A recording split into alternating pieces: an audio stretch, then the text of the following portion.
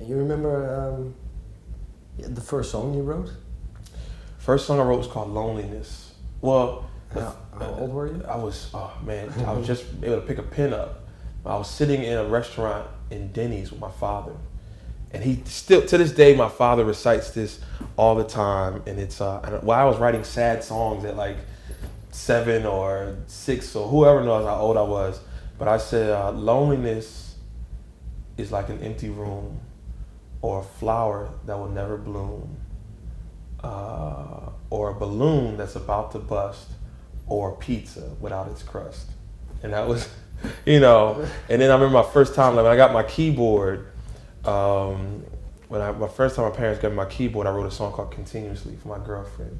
I don't remember continuously, so I guess I still love you, girl, whatever. I was like 12 or 13.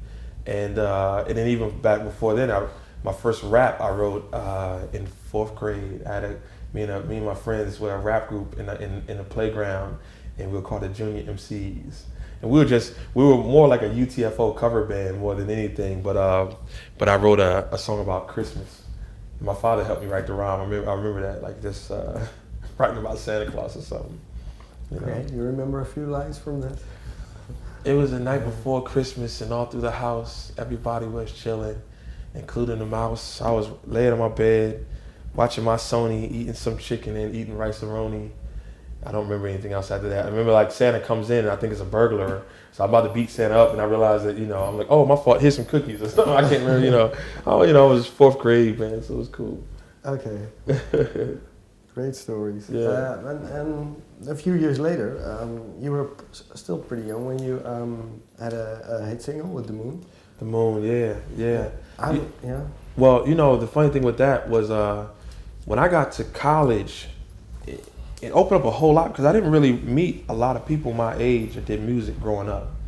It was a friend of mine named Daryl. He and I, we kept each other off the streets through high school. But when I got to college, I met some amazing, talented guys, and it just opened up a whole new level of production. But my sophomore year, I got signed to Warner Brothers, strictly by just handing somebody a tape. There was a group called Shy that got signed, and when they went to LA, I just said, "Here's my tape, just hand it to somebody," and the phone just started ringing right from there. And it taught me a lot, man. I was able to tour, and it got my feet wet in like what's to come in the music business, and the business side of it didn't work out long enough for me to put my album out, but I learned a lot from it, and then I went back to school and finished college before diving back in full time again. How do you look back now on that time?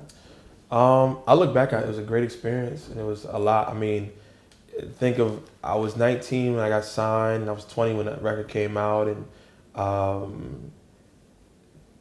for it not to work out, like for the overall, because at that point I'm like, I might be the next Michael Jackson, or the next Luther Vandross or whatever, and to realize that your singing won't save you from everything. You know what I mean? Like you still have to be, accountable for your actions. You still have to be a man. You still have to, and not everything is guaranteed or promised. And I probably thought that as long as I just keep singing, everything in the world will work out for me. And that was a hard lesson to learn from it, but it humbled me.